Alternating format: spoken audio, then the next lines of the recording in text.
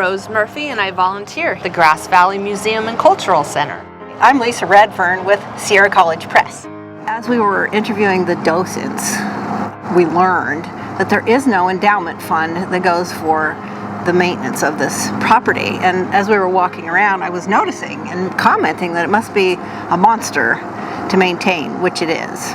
I'm a biographer for the Grass Valley Museum, and we are standing in part of the museum right now. It's a lovely building that used to be known as St. Joseph's Cultural Center.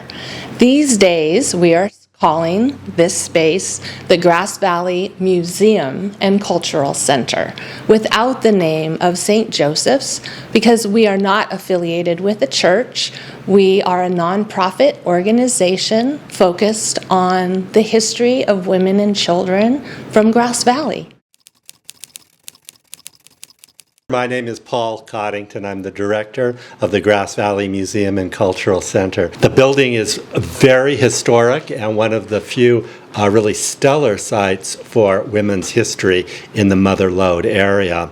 This is the oldest standing purpose-built convent for women west of the Rocky Mountains. It is one of only two 19th century buildings for women in California, and it's the only building standing from the 19th century representing orphanages.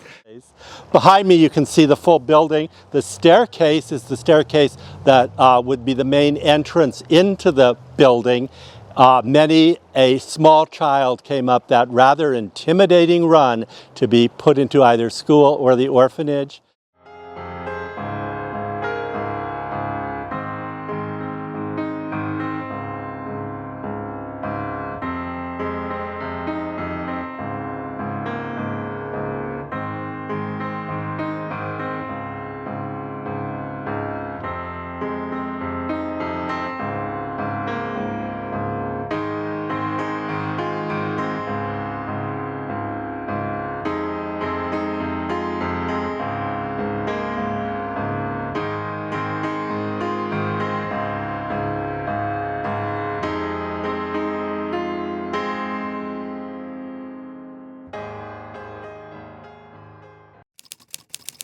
I'm Linda Jack. I'm a member of the Nevada County Historical Society, and I serve on the board of directors there. And I've also been, for a number of years now, the editor of the Society's Bulletin, which is a quarterly scholarly publication that chronicles our local history here. I happen to live in a part of Grass Valley that's very close to what used to be the Catholic convent for the Sisters of Mercy, and their orphanage and schools. And so it was just very natural for me to be interested in a building that I see almost every day from my front porch. So, and I'm not myself Catholic, so I really had to do some background reading on the Sisters of Mercy, which was the order that was here in Grass Valley. And I was just astounded at what I learned, not only what they accomplished, but how wide an impact they had on the community. This was a group of very young Irish women who probably had never ventured more than a few miles from their home villages, that came across the Atlantic, down across the Isthmus of Panama in their full black serge habits, riding in some occasions when they crossed bodies of water, literally on the backs of bearers who took them up on their backs, piggyback style, and carried them across the isthmus and then up the coast to California. So they were adventurous little spirits, and these very young women. And when they got here, there were a lot of orphans. The mining business was very dangerous. And they just immediately took on not only the orphans, but the education of the children. They made sick calls throughout the community, visiting people no matter their race or religion. They, I think, per capita, per person, had more impact on this community than any group of people in Nevada County. And they also operated for over 100 years, so they had decades and decades to make this kind of impact. And I really don't think anyone could find a single building or complex or a group of people that was more important to Nevada County than these Sisters of Mercy.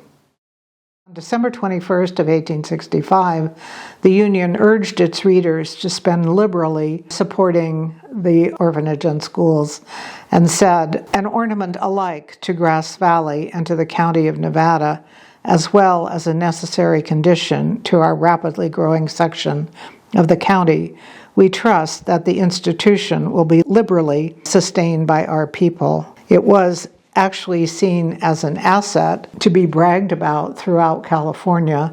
And I think that sense of civic ownership of what we may think about as a uniquely religious organization would be totally misplaced. As I was interviewing Linda Jack, an article came out written by Gary Smith about the formation of the North Star Powerhouse Mining Museum. It was a terrific example of how fast things can come together when you have volunteers, private interests, and city and county governments working together to save something that's important. And I asked Linda to synopsize it for us. Recently, Gary Smith, who is one of the docents of the North Star Mine Powerhouse Museum, has written a history of the museum, and it's a very good reminder of how buildings and assets come into the public trust and how fragile they are and how easily they can be lost. And the mining museum, the sort of impetus for that was the quite grand 30-foot Pelton wheel that operated at that site at the North Star Powerhouse. And it was in severe danger of being lost in the 1950s when the property was no longer sustainable in its old use and was falling into ruin. And a woman named Phoebe Cartwright and others gathered together to essentially save the Pelton wheel, had an enormous fundraising effort and gathered the community to really understand what the loss would have been had this complex and all its equipment just be either sold off or demolished. Of course, a fundamental condition of saving this whole complex and its meaning was the building itself and the land. And we were fortunate here that a man named Leon Sanford, who was with the New Verde Mines, which was part of the Newmont Mining Corporation, decided to give the city of Grass Valley the powerhouse and property for a museum. All of this happened within a 3-week time frame. So both the Pelton wheel and the building in which it would have eventually reset up was sustained in a very short period of time.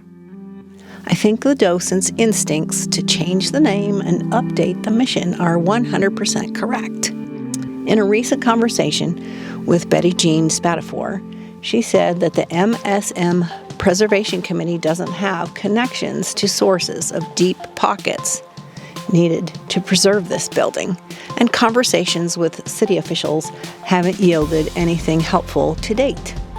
I think that the Grass Valley Museum is the Pelton wheel of our today. The burning of the Bidwell Mansion is fresh in everybody's minds. Can you imagine what it would feel like if we lost the Grass Valley Museum and Cultural Center? Can you help? Do you have special fundraising or organizational matchmaking skills? Reach out to Paul and the docents if you want to get involved.